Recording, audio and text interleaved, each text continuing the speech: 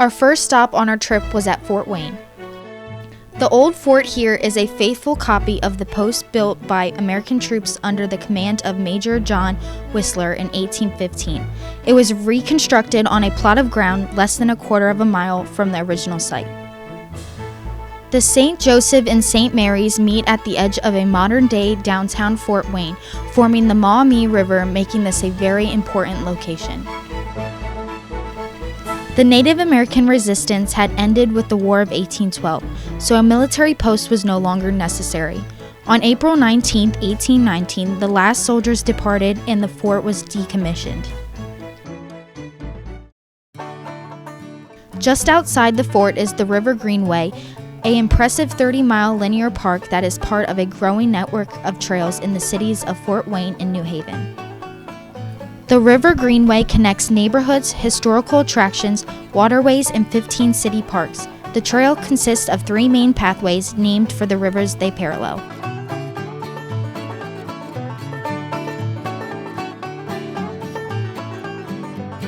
Check out this artwork along the trail, pretty cool.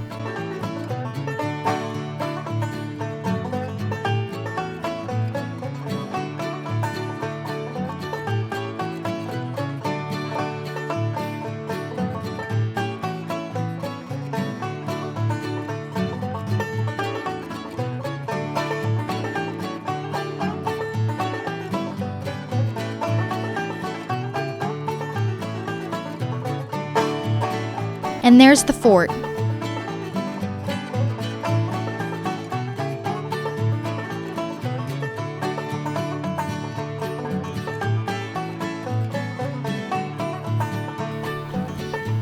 Here is the city's water treatment plant and the point where the St. Mary's and St. Joseph rivers meet to form the Maumee River.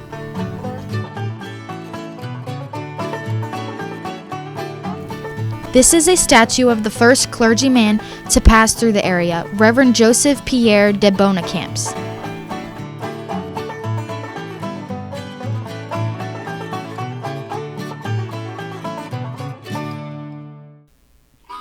We are now following the St. Joseph River north.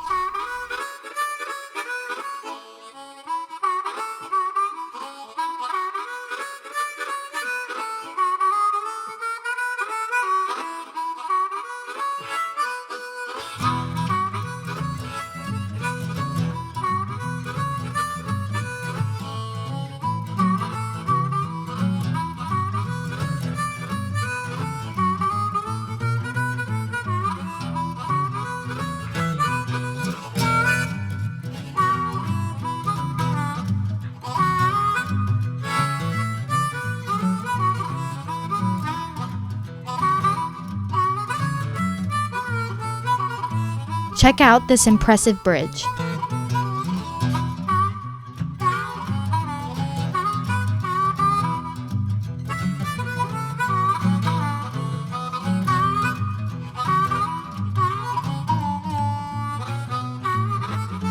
We are now passing part of Purdue University, home of the Boilermakers.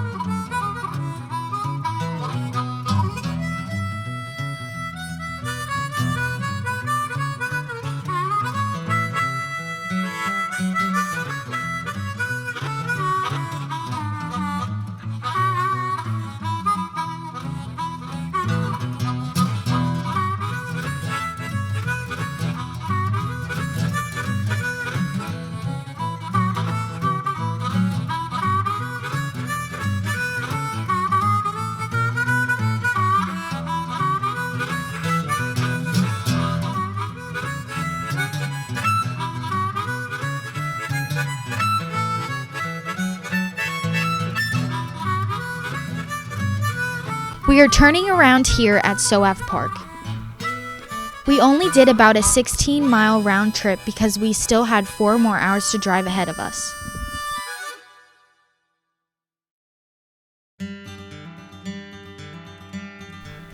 After spending the night in Aurora, we got up and rode about 20 miles on the Illinois Prairie Path. The Illinois Prairie Path was one of the nation's first rail trail conversions and is a member of the Rail Trail Hall of Fame. The 58-mile trail follows the historical path of Chicago, Aurora, and Elgin Railroad. Now on to Sparta, Wisconsin.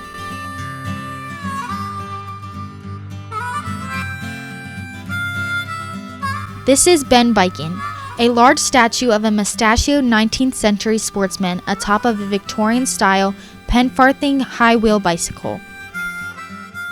We really thought these were cool statues outside the beer shop.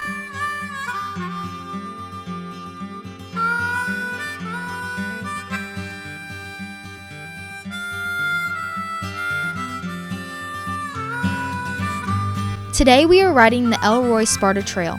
This is another Rail Trail Hall of Fame member which opened in 1967, making it the oldest trail conversion in the U.S. This trail requires a state trail pass of $5 a day. The trail's hard-packed base is comfortable for walking, running, and is suitable for wider bicycle tires. We pass some beautiful farmland along the trail. The trail is one of 4 trails that runs for 100 miles from the Mississippi River through Wisconsin's rugged driftless area. The La Crosse River State Trail, the 400 State Trail, and the Omaha Trail are the others.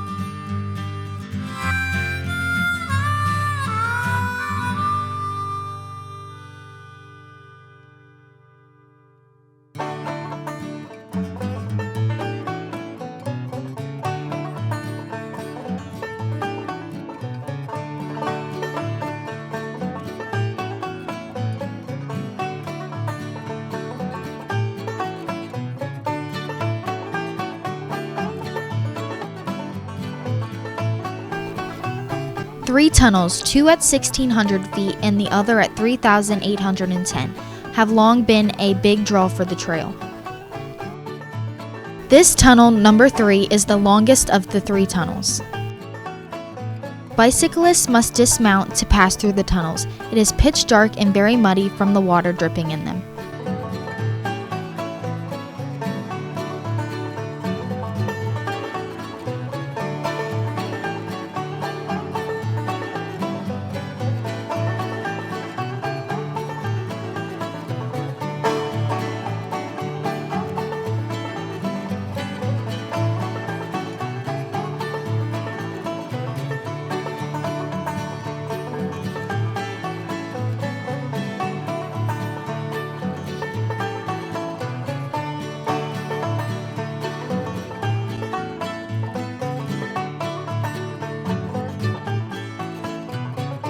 Just past the tunnel is the summit rest area, where you'll find a reconstructed watchman's shack.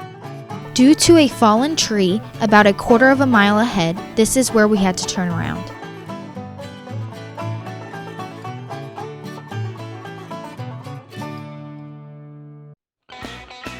After driving to Sioux Falls last night and a good night's sleep, we were planning on riding the Sioux Falls bike trail, but the weather didn't cooperate, calling for 70% chance of rain.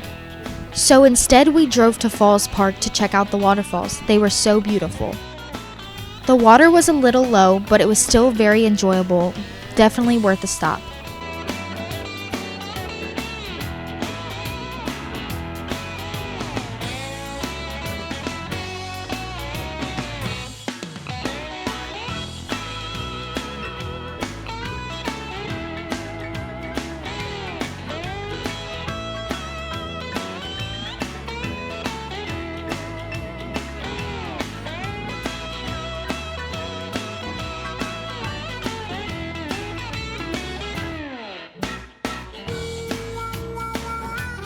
The building on the hill is a restaurant, but it was not open while we were there.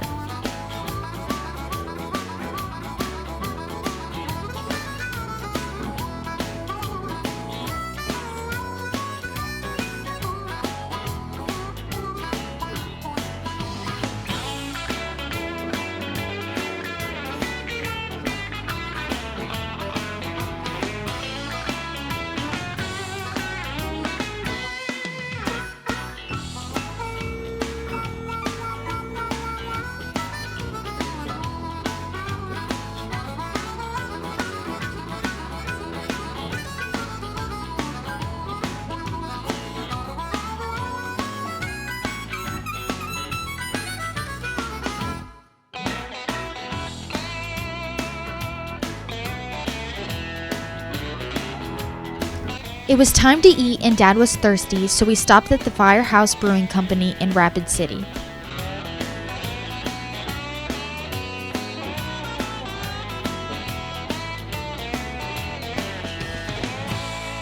Well, we finally got camp set up here at Custer Crazy Horse Campgrounds, our home for the next week.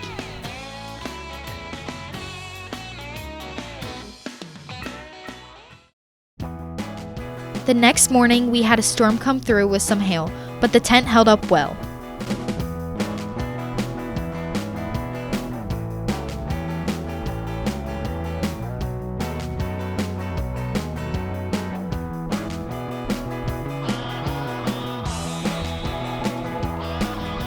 After the rain, we took some time to explore Custer and Mount Rushmore Brewing Company for lunch.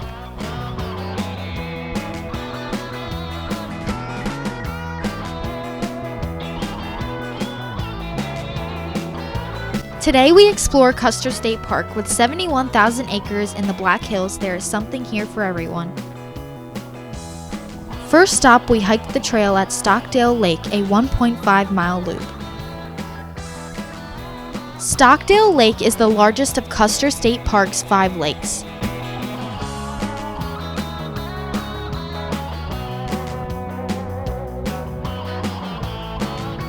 As you can see, there are many beautiful spots for taking pictures.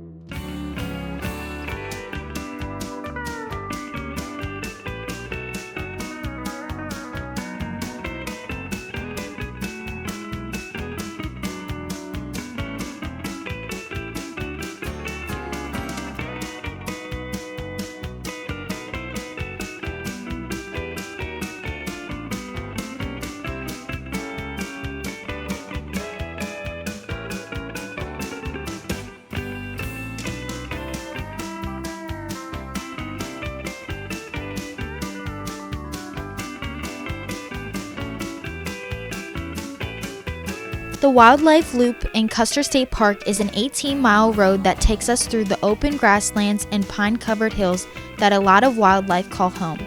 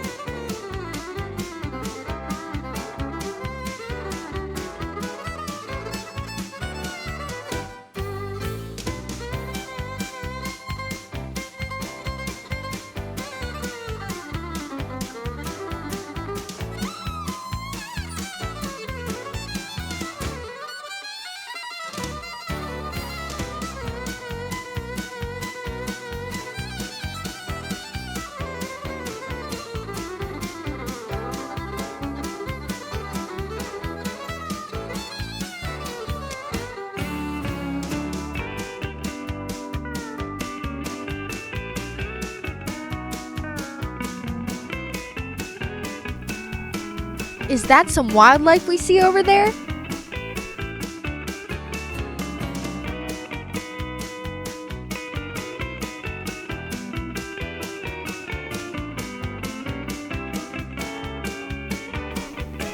Sure is! A pronghorn and some prairie dogs? So cool.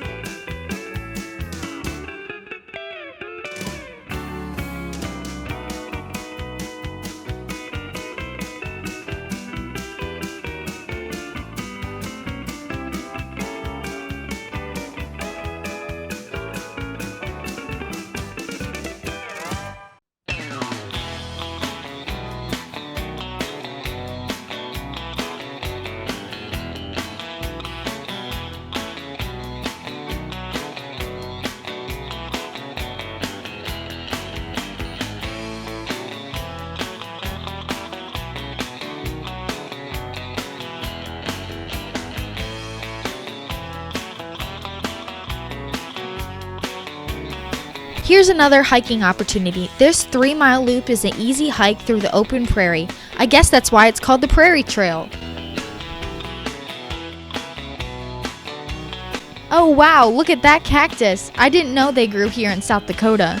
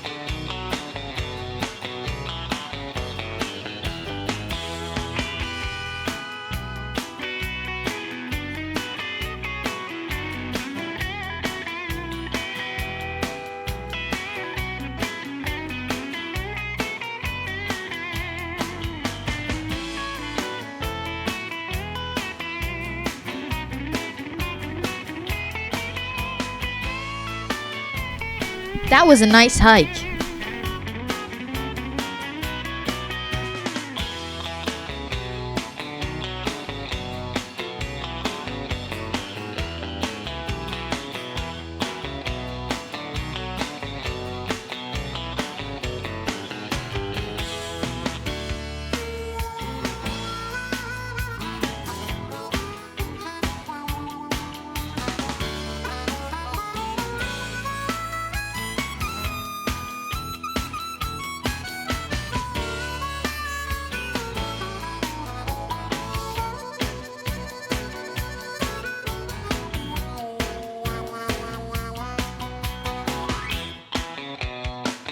Must be something going on up here.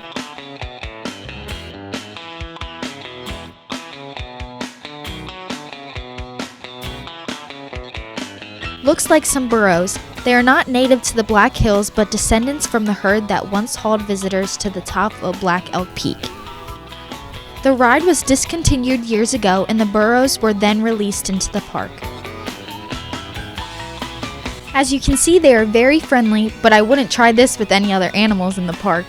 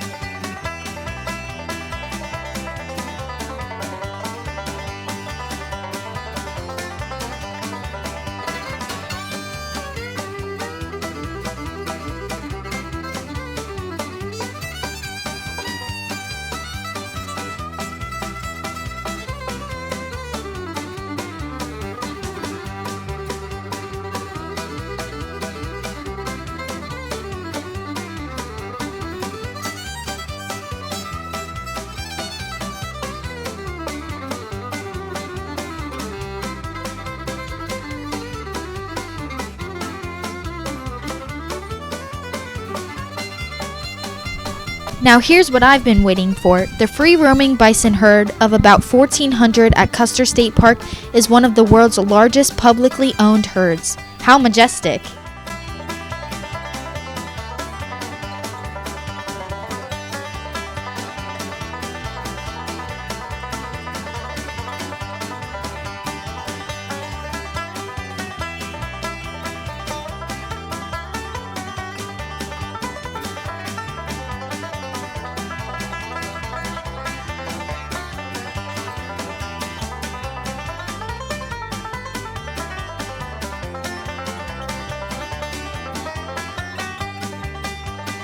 Hey, there's a white-tailed deer.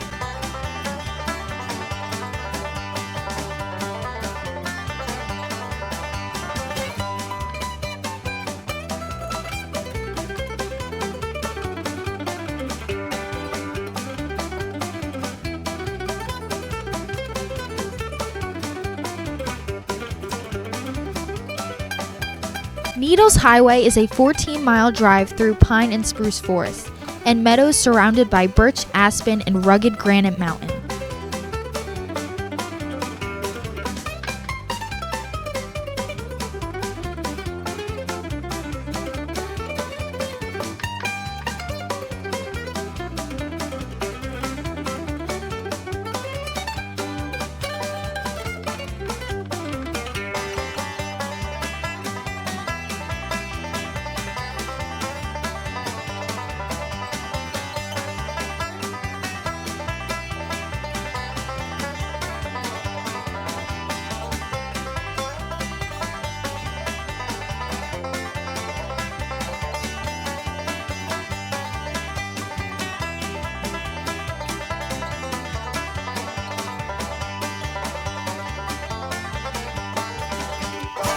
Just amazing. What spectacular views.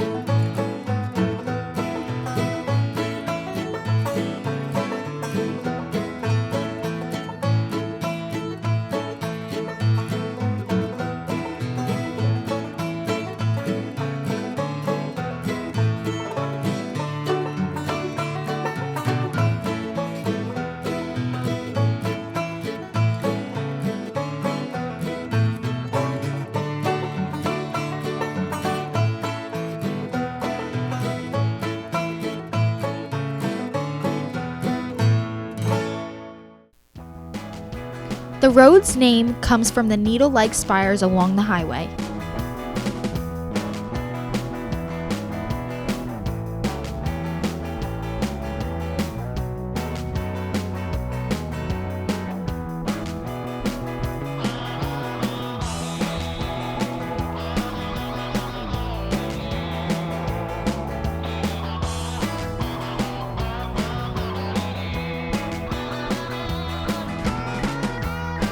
We just had to stop at all the pull-offs to take in all the beauty.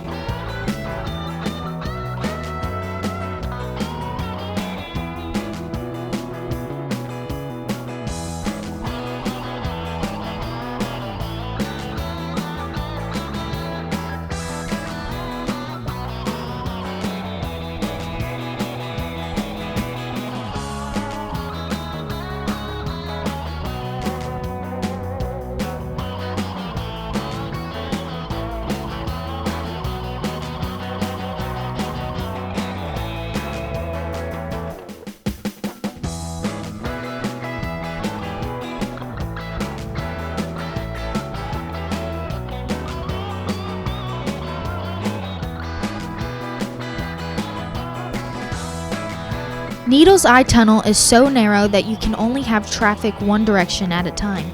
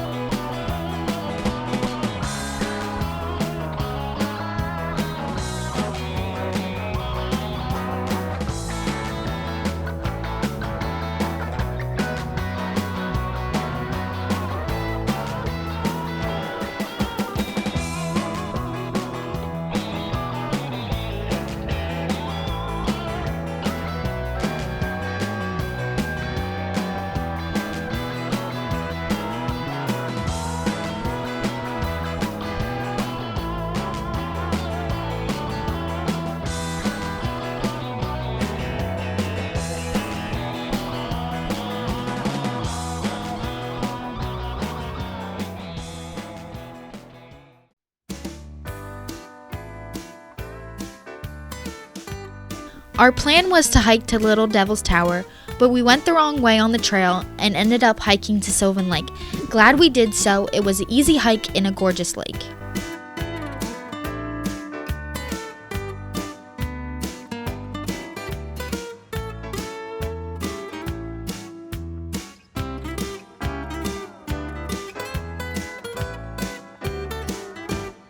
Now we're on the right trail to Little Devil's Tower. The first mile of the hike was very easy with a very nice scenery.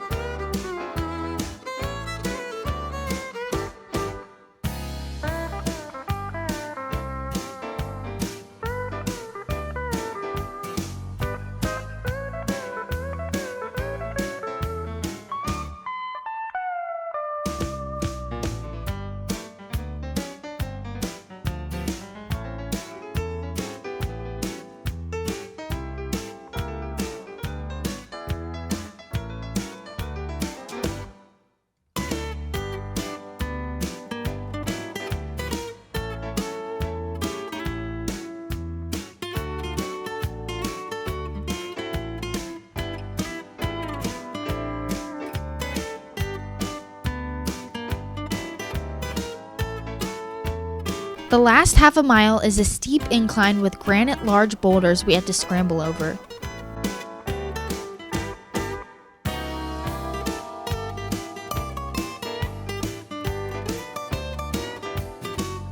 Now it's getting a little strenuous.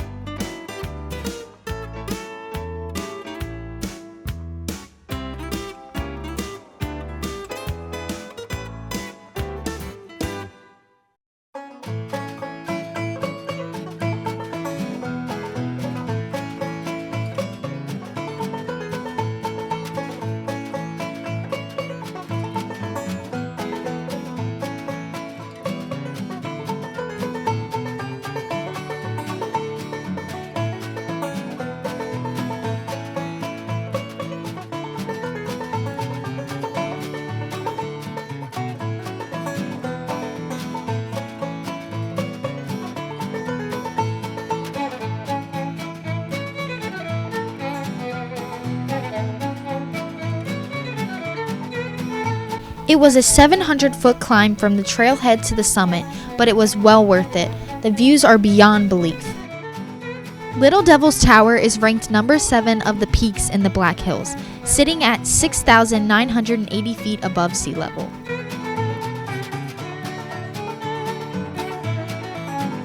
A mile north from here, you can see Black Elk Peak as well as the Stonefire Lookout Tower. It is the highest point in South Dakota at 7,242 feet.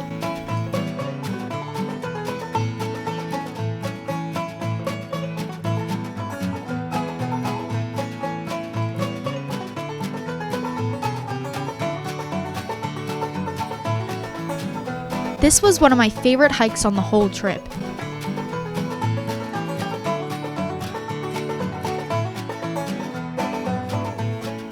Well, we finally made it to Mount Rushmore. We've all seen pictures, but they just don't do it justice.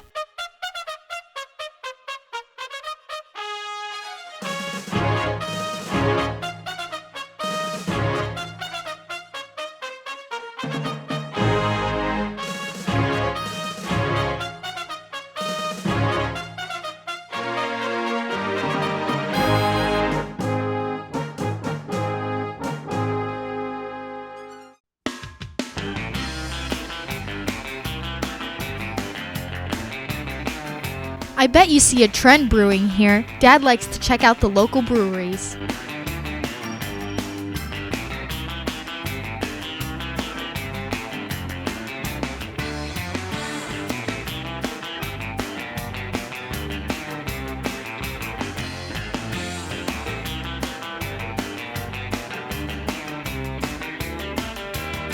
Crazy Horse Memorial is located in the heart of the beautiful Black Hills.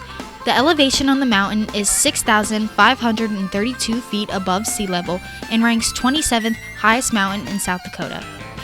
On June 3, 1948, sculptor Korczak Solkowski began a colossal undertaking with 5 survivors of the Battle of the Little Bighorn in attendance.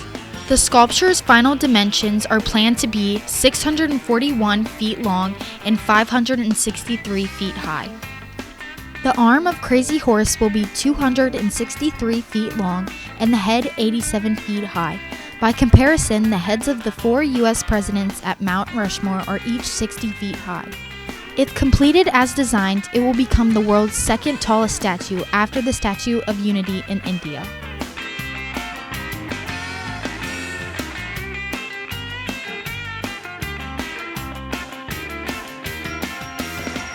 Jordan was feeling a little under the weather today, so she decided to rest back at camp. Dad and I rode north to Hill City from Custer and back for a total of 32 miles. Named in honor of the former South Dakota governor, the George S. Mickelson Trail runs 109 miles through the heart of the Black Hills, connecting Deadwood with Edgemont. A former rail line, the crushed limestone trail crosses more than 100 railroad bridges and goes through 4 tunnels.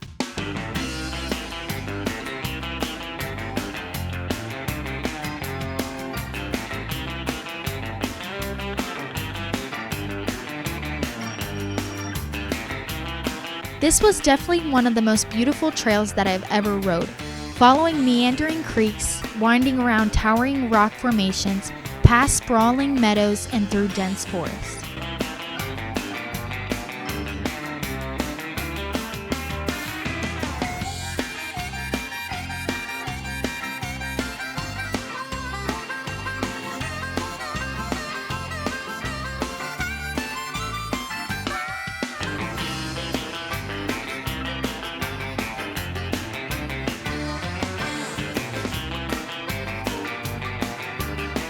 Hill City had a great trailhead for a much-needed break.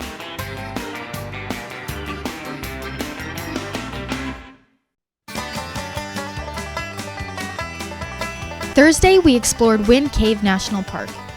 Unfortunately, we didn't get there early enough and all the cave tours were sold out, but we were able to drive around the park taking in the sights and viewing the wildlife.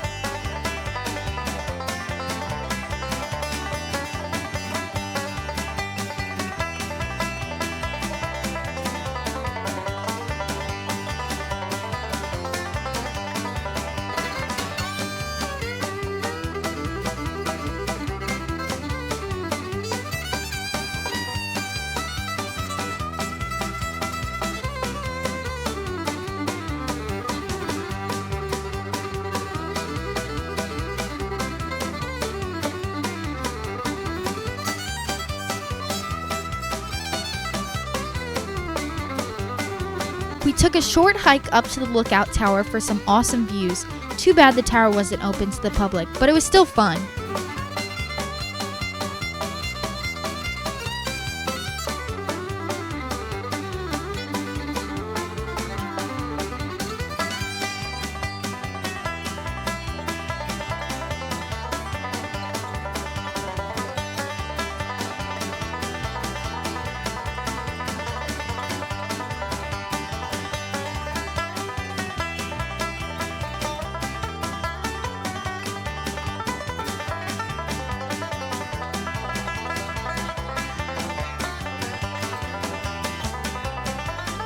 Hey, check out the bison!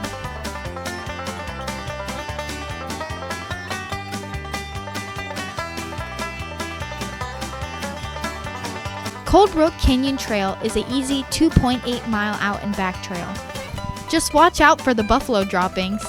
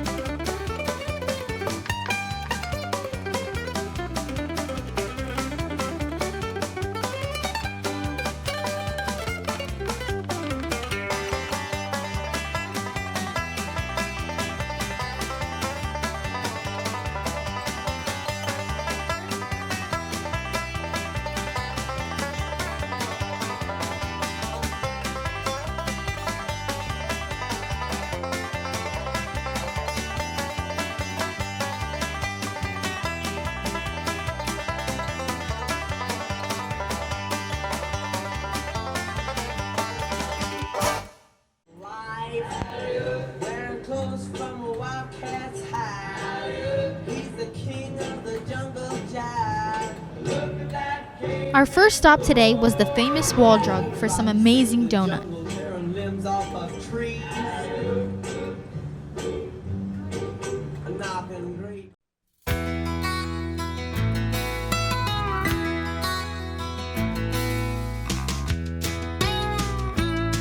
The Badlands are a wonderland of bizarre, colorful spires, pinnacles, massive buttes, and deep gorges.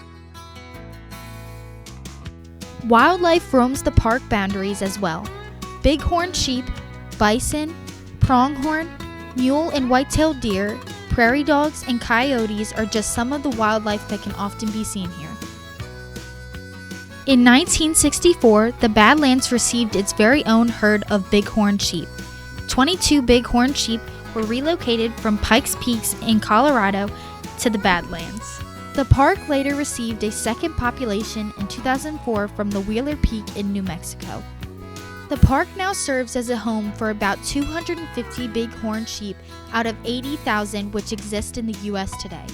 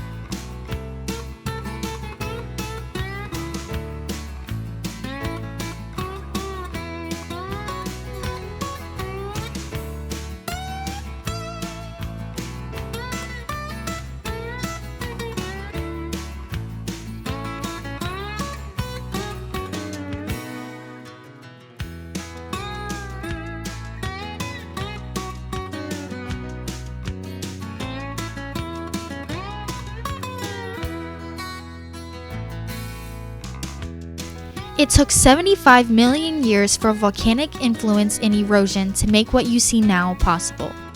Erosion of the Badlands reveals sedimentary layers of different colors.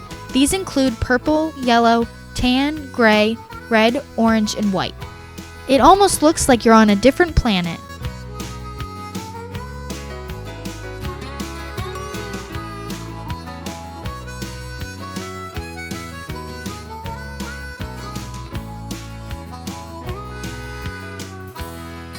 The movies Dances with Wolves starring Kevin Costner and The Thunder Heat starring Val Kilmer and Sam Shepard were partially filmed in the Badlands National Park.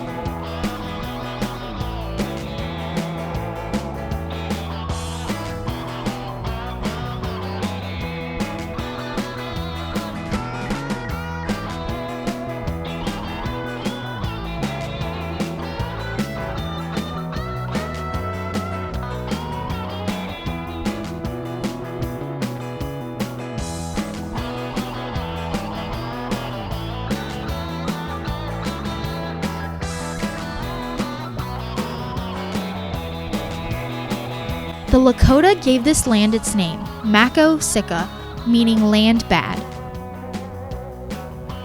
The Lakota found large fossilized bones, seashells, and turtle shells. They correctly assumed that the area had once been underwater and that the bones belonged to creatures which no longer exist. The Fossil Exhibit Trail is a quarter-mile loop on a boardwalk that features examples of some of now extinct creatures that once called the Badlands home.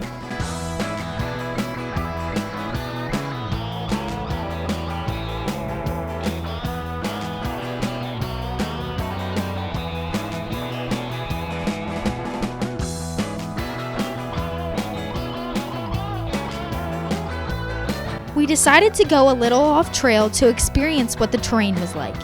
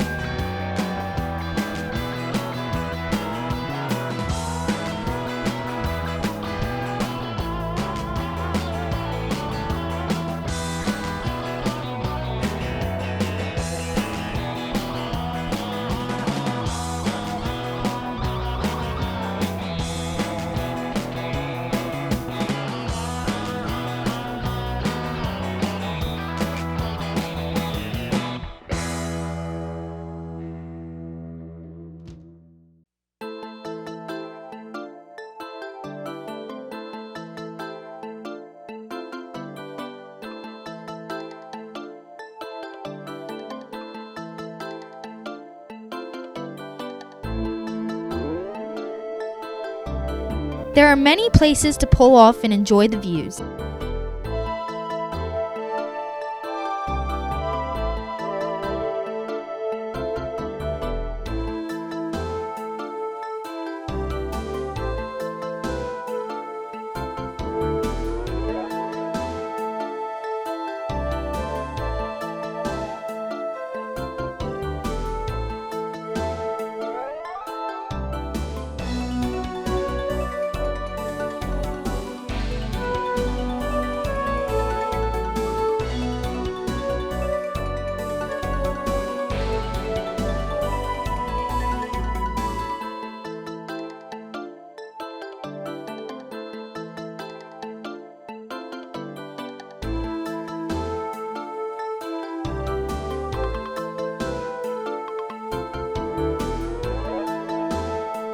With the largest protected mixed grass prairie in the United States, you can see for miles with no sign of civilization. Most of the 56 different types of grasses found in the Badlands are native, having developed over millions of years, but a number of exotic grasses were introduced as settlers migrated to this country. Look at the large open prairies with spotted mounds scattered throughout, just absolutely beautiful.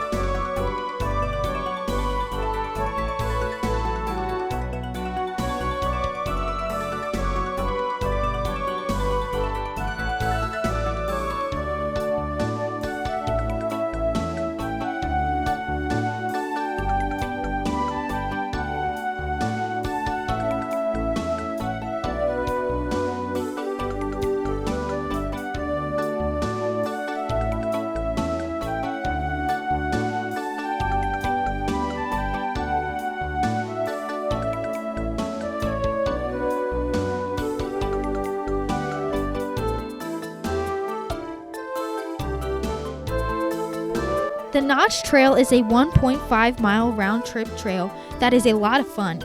Meandering through a canyon, the first part of the trail is a nice easy walk.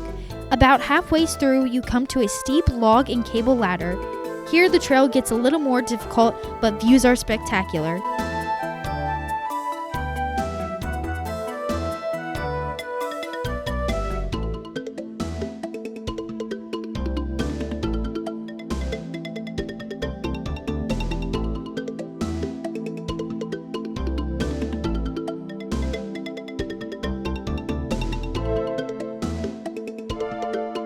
Today is beautiful, about 85 degrees, but in summer temperatures can exceed 100 degrees Fahrenheit, and in the winter they can drop well below zero.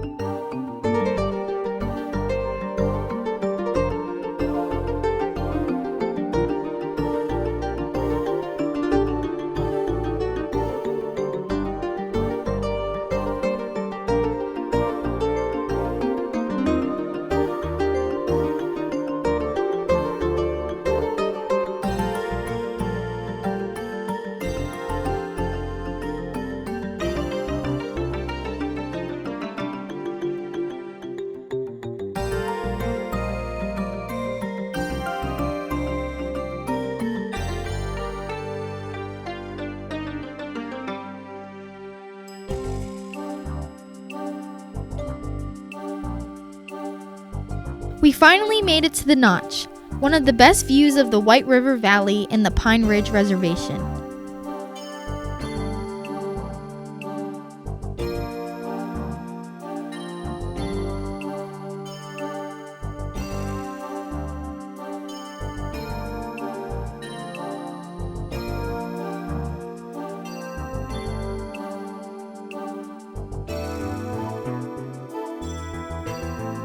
Here we are at the northeast entrance of the Badlands National Parks. Badlands? More like Great Lands.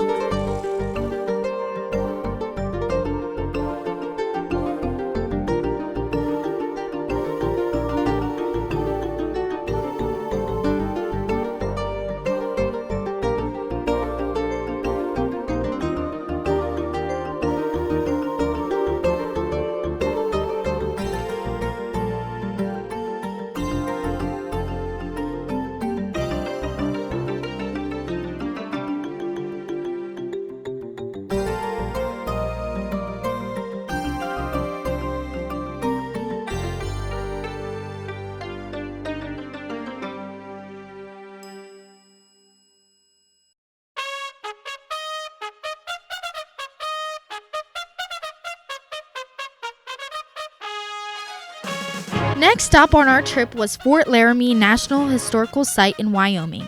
Originally established as a private fur trading fort in 1834, Fort Laramie evolved into the largest and best-known military post in the Northern Plains before its abandonment in 1890.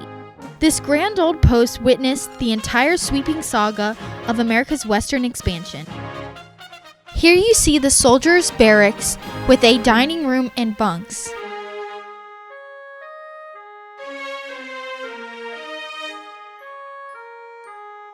This is the remains of the post hospital, which was a state-of-the-art 12-bed facility at the time it was built in 1873. And this is the remains of the non-commissioned officer quarters originally built in 1884.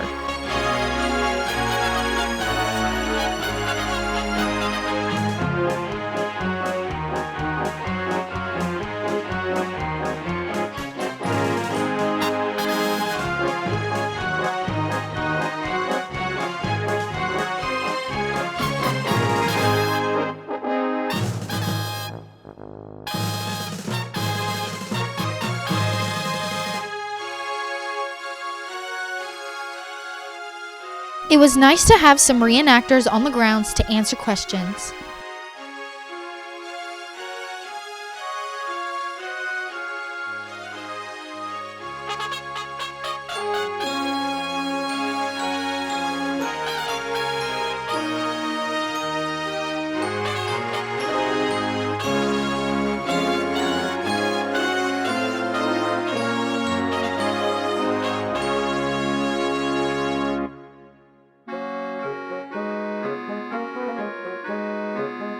There wasn't a walled palisade around the fort because there was not enough timber, but they did use rifle trenches.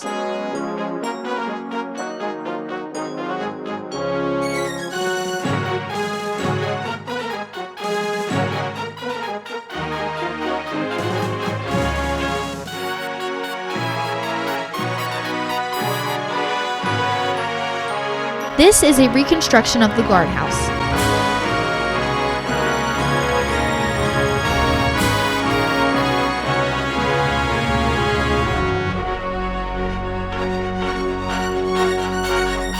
Old Bedlam was built in 1849 and is the oldest standing building in Wyoming. The captain's quarters were completed in 1870. And this was known as Officers' Row, and at the far end was Stutler's store.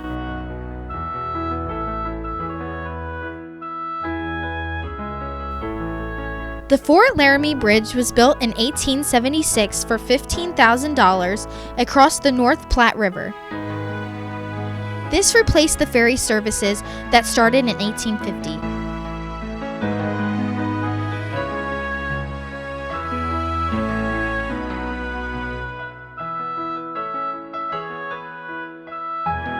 This triple-span bridge is 400 feet long and was used until 1958 when it was donated to the National Park Service.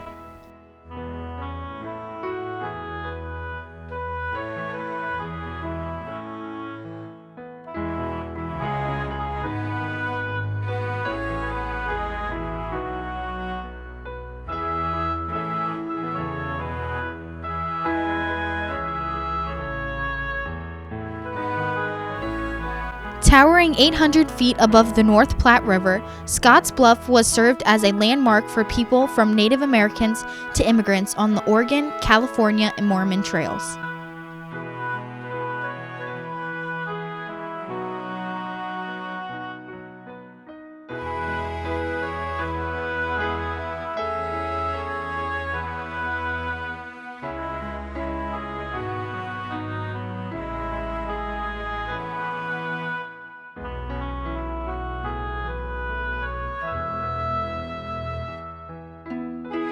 Built in the 1930s, the Summit Road is the oldest concrete road in the state of Nebraska and gives the visitors a chance to reach the top of the bluff by automobile.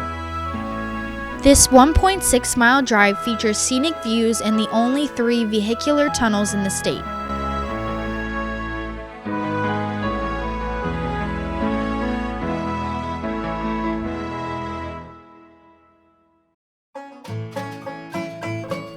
Scotts Bluff National Monument preserves 3,000 acres of unusual land formations which rise over the otherwise flat prairie land below.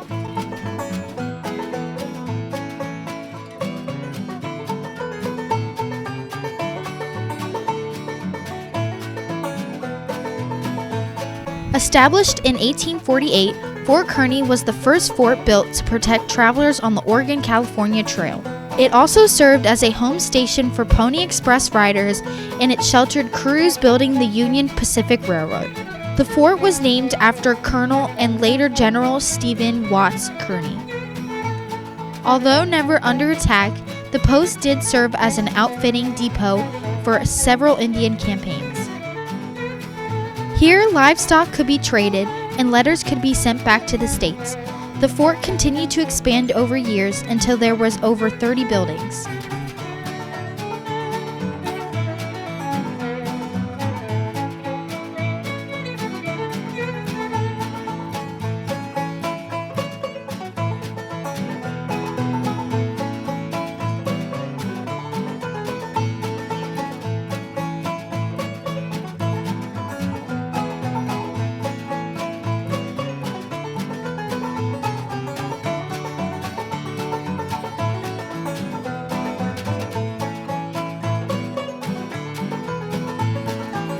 During the Indian Wars of 1864 and 1865, a small stockade was apparently built upon the earth embankment still visible.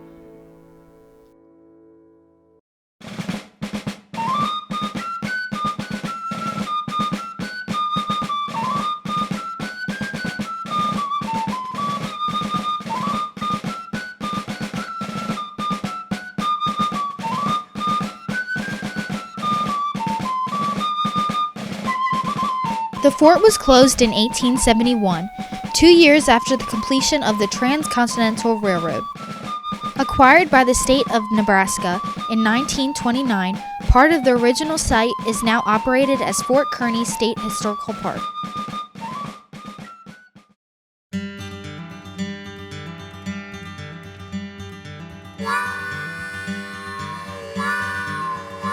The High Trestle Trail connects 5 Iowa communities in 4 counties, running 25 miles from Ankeny to Woodward. The paved trail follows the route of Chicago, Milwaukee, and St. Paul Railroad. This former railroad bridge spans across the Des Moines River and is the focal point of the trail. The 1.5-mile-long bridge rises 13 stories high, with 6 overlook spots where people can step aside and enjoy the views. This trail bridge is the 5th largest in the world. Wrapped in 43 twisting, diamond-shaped steel ribs lined with LED lights, the bridge creates the sensation of traveling down a mine shaft, a nod to the area's coal mining history. The trail is open 24 hours a day.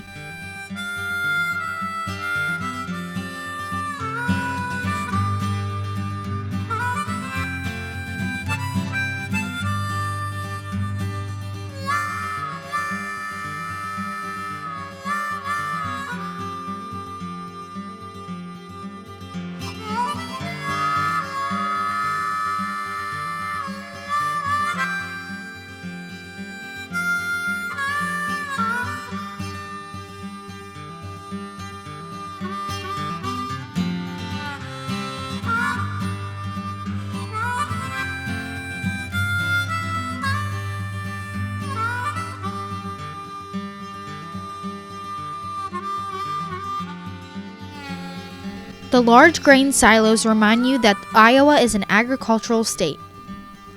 Sheldall is about 2/3 of the way to Ankeny.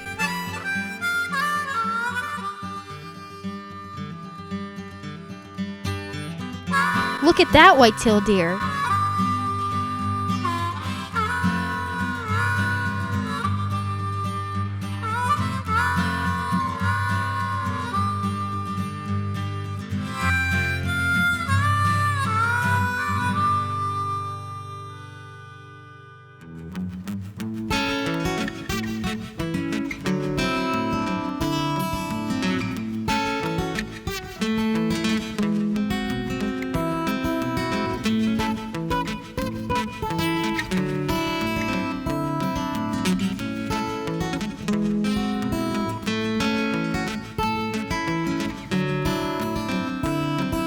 Well, I guess this brings us to the end of our journey. I hope you enjoyed it as much as we did.